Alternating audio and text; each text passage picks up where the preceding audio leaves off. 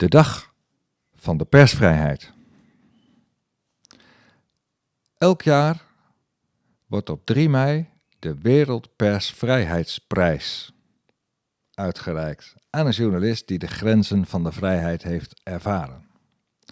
De prijs is genoemd naar de Colombiaan Guillermo Cano. Hij schreef moedig over de in zijn land opererende drugsbaronnen en moest dat uiteindelijk met de dood bekopen.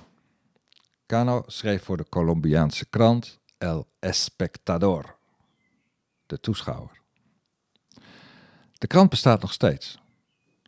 En ruim 35 jaar na de dood van Cano krijgt een journalist van die krant de naar hem vernoemde wereldprijs.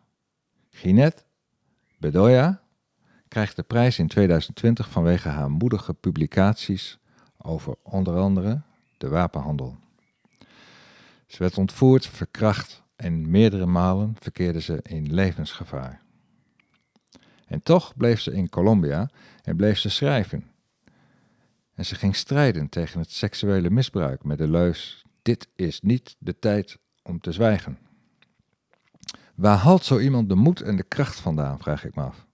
Een collega van haar die tegelijk met haar ontvoerd was, vluchtte een paar dagen later het land uit. Heel begrijpelijk. Maar zij niet. Ze bleef en ze zweeg niet. Integendeel, er zijn veel mensen die moedig zijn en die ondanks grof geweld gewoon zichzelf blijven. Fascinerend vind ik dat, maar ook bemoedigend, omdat het een soort bewijs lijkt te zijn dat liefde sterker is dan het kwaad. De machtige bezitters van deze wereld kunnen met groot geweld en veel machtsvertoon proberen hun belangen te verstevigen. En dat doen ze ook. Maar toch kan één persoon die niet buigt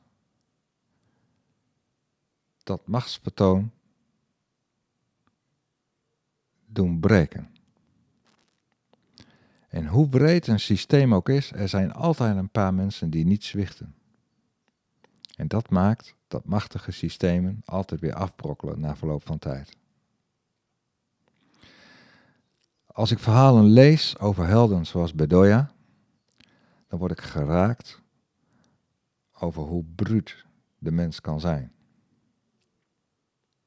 Maar ook hoe sterk de liefde is. Jineth Bedoya is een kleine, slanke vrouw en is helemaal geen imposante verschijning. Maar ze is sterker dan de sterkste man ter wereld. En ze trekt dan wel geen vrachtwagen achter zich aan, maar ze zet wel een heel land in beweging.